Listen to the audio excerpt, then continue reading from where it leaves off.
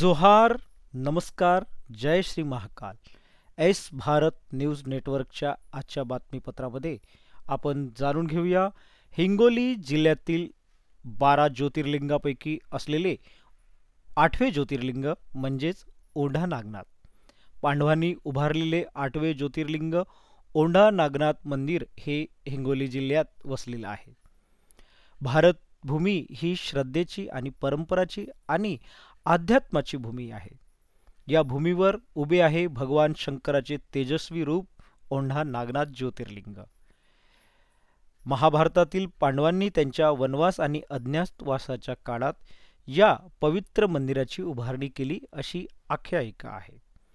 युधिष्ठिराने स्वतः या मंदिराचे बांधकाम केले म्हणून या स्थानाला एक विशेष पावित्र्य प्राप्त झाले आहे. औंढा नागनाथ मंदिर हेमाळपंथी शैलीत बांधले असून त्यांची सध्याची रचना 17व्या शतकात झालेल्या पुनर्बांधणीची आहे. गर्भगृहातील स्वयंभू शिवलिंग, उंच शिखर आणि दगडी कलाकृतीने सजलेले स्तंभ या सर्व गोष्टी मंदिराला ऐतिहासिक आणि कलात्मक वैभव प्राप्त करून देतात. शिवपुराणानुसार औंढा नागनाथ हे 12 ज्योतिर्लिंगापैकी 8वे आहे. नागनाथ म्हणजे सर्पांचा अधिपती म्हणूनच भगवान शंकर येथे नागेश्वर रूपात पूजले जातात. हे ज्योतिर्लिंग म्हणजे शिवाच्या स्वयंप्रगट तेजाचा प्रतीक आहे. दरवर्षी श्रावण महिना, महाशिवरात्री आणि कार्तिकी एकादशीच्या काळात लाखो भक्त औंढा नागनाथ दर्शनासाठी येतात. भक्तांचा विश्वास आहे की नागनाथाच्या दर्शनाने सर्व पापाचा नाश होतो आणि जीवनात सुख, शांती व समृद्धी प्राप्त होते. आपण आपल्या चॅनलच्या माध्यमातून मंदिर परिसरावर असणारे सगळे कोरीव काम पाहत आहात.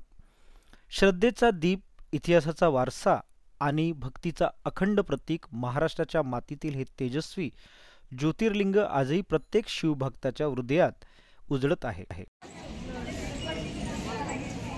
आम्ही औंढा नागनाथ ज्योतिर्लिंगामध्ये आहोत. आता आपण परिसर कॅमेऱ्याच्या माध्यमातून दाखवण्याचा प्रयत्न करतो. या मंदिरावरील जे काही कोरीव नक्षी आहे ते आपण पाहू शकता. कळस जे आहे, मुस्लिम कर्त्यांनी जे आक्रमण केलं ते आमचं कळस तुटलेलं आहे. त्याचं नाविन्यकरण करण्याचं काम चालू आहे.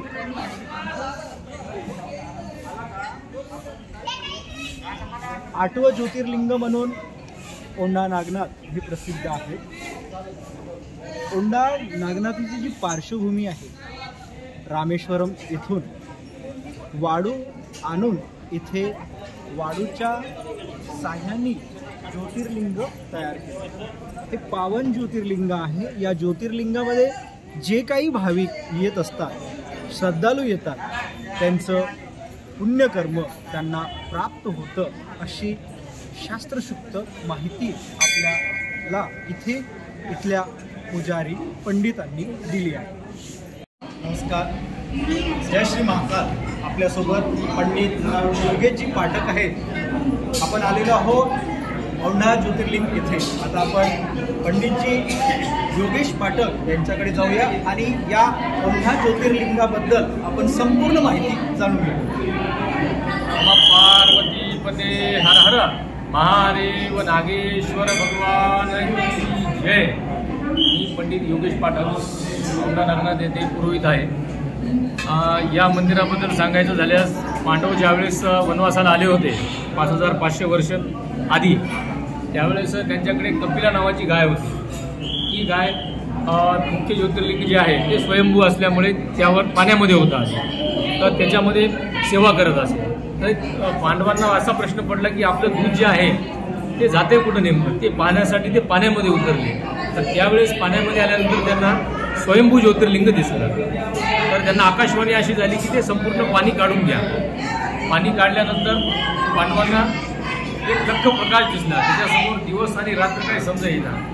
त्याच्यामुळं पुन्हा एकदा आकाशवाणी झाली की रामेश्वर येथून एक मुठभर वाळू आणून इथे शिवलिंग स्थापन करा. तर अद्यापी सुद्धा तुम्ही पाहू शकता की इथे मुख्य ज्योतिर्लिंग जे बनलेलं आहे ते वाळूपासून बनलेलं आहे. अशी हा इतिहास आहे. नंतर मुघलांच्या आक्रमणानंतर अहिल्याबाई यांनी 17व्या शतकामध्ये मंदिराचं पुनर्निर्माण केलेलं आहे. त्याचं तुम्ही बाहेरून निरीक्षण करू शकता मंदिराचं. आक्रमणानंतर 5 वेळेस आक्रमण झाले. अहिल्याबाईंच्या हाताने याचा जीर्णोद्धार झाले. असं हे 8वं ज्योतिर्लिंग औंढा नागनाथ क्षेत्र आहे. स्क्रीनवर औंढा नागनाथ येथील ज्योतिर्लिंगाचे दर्शन भाविकांनी या ठिकाणी करावं.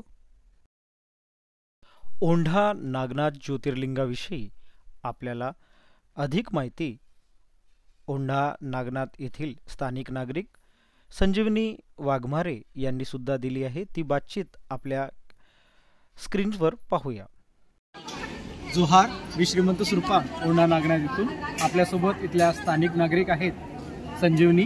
आपण त्यांच्यासोबत या ज्योतिर्लिंगाविषयी माहिती जाणून घेऊया.